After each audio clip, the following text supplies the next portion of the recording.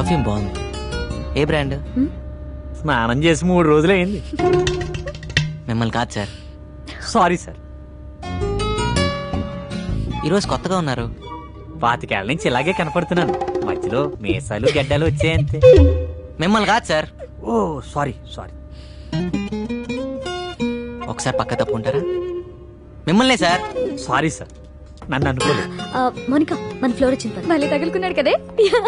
Sir sir sir, ఇది ground floor కదా. ఇక్కడి నుంచి దూకు, అక్కడికి వెళ్తావు. మాయా, నువ్వేంటి ఇక్కడ? మరేం చేయమంటారా? వాడు మెల్లగా. లేకపోతే ఏమిట్రా? అవును, ఈ రాంబాబు గారు ఏంట్రా? అది రాంబాబు గారు. సరే పోనీలే, వాళ్ళ నాన్న వాడికి 10,000 ఇచ్చినామన్నారా? లేడుగా. మళ్ళీ అలా అంతేగాని నువ్వు బయటికి రావని ఊరికే అన్నా. అవును, మీ నాన్న నిన్నే అడిగి 5,000 పెట్టమన్నారా? దాకా మోసం లేవు. లేకపోతే మీ నాన్న నీకు ఎప్పుడైనా డబ్బులు ఇచ్చాడ్రా? నువ్వు నందు, మొన్న మీ నాన్న సంతలో ఓ పూల చుక్క కొని పంపించాడ్రా నీకోసమే. వేసుకో. మాయా, ఆఫీస్ లో ఇక్కడ. వేసుకోరా, వేసుకుని చూపించు, మీ నాన్న సంతోషిస్తాడు. వేసుకున్నా అని చెప్పలే మాయా, మా నాన్నకేం తెలుస్తుంది? అమ్మా నువ్వు మరీ నువ్వు వేసుకో, మీ నాన్నకి నేను చూపిస్తాను. ఇదిగో మా దగ్గర టెక్నాలజీ లేదనుకోకు. నువ్వు వేసుకునేది ఊర్లో చూపిస్తాడట. ఎలాగో నువ్వు కానీ వేసుకో. భలే, ఎంత బాగుంటావో. కొంచెం అట్నాడు. ఆహా, హీరోలా ఉన్నావు. వస్తున్నావురా.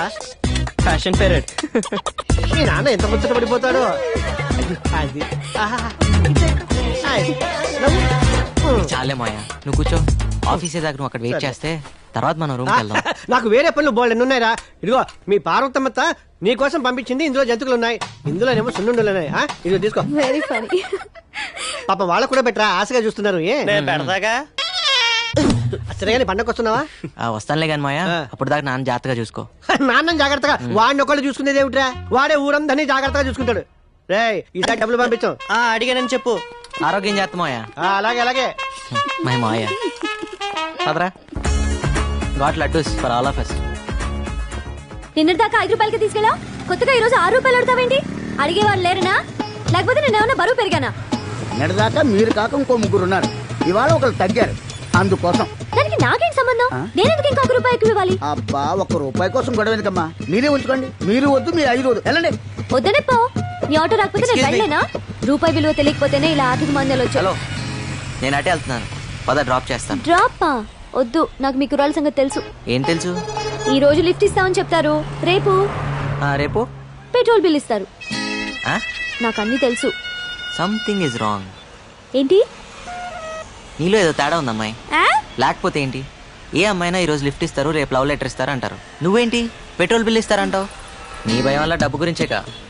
నేను బిల్లు కట్టరా అడగనులే, ఎక్కు. హే, కట్రా అంటే లవ్ లెటర్. మంచిదే, నేను 5 ఇస్తా. 5 రూపాయలే? నేను లిఫ్ట్ ఇస్తా అన్నా. 2 వీలర్ టాక్సీ అని నడపట్లా ఇక్కడ. నేను ఫ్రీగా ఏది తీసుకోను, ఇవ్వను. ఓకేనా కదా? సరే సరే, అది వేరే చెప్పాలా. ఎక్కండి.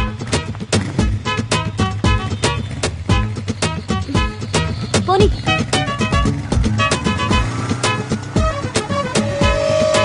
నమస్తే జంగయ్య. నమస్తే. ఇక్కడ ఆపేవేంటి? ఇక్కడి నుంచి మీ ఇల్లు దగ్గరే కదా, నడిచి వెళ్ళిపోతావా? ఎందుకు? అంటే అర్జెంట్ గా డబ్బులు అవసరం వచ్చింది, అందుకే బైక్ సైడ్ దగ్గర తాకట్టు పెడదామని వచ్చాను. కానీ ఇది రాంబాబాయ్ కదా. కర్మణ్యే వాదికారస్తే. భగవద్గీత.